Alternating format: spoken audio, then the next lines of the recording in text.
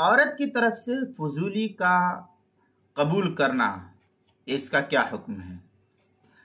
عورت کی طرف سے نکاح کو فضولی کی طرف سے قبول کرنے کا کیا حکم ہے؟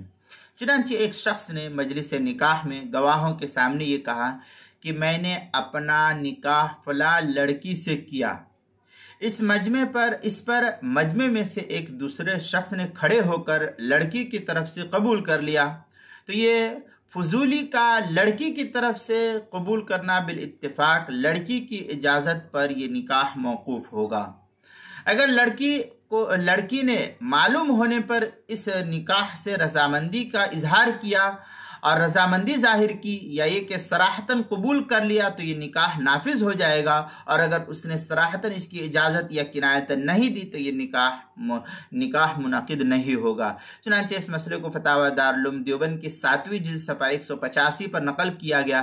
فتح القدیر کے اندر ہے فَإِنَّ كُلَّ عَقْدٍ صَدَرَ مِنَ الْفُضُولِ وَلَهُ مُجِيزُ إِنْ عَقَدَ مَوْقُوفًا عَلَى الْإِجَازَةِ۔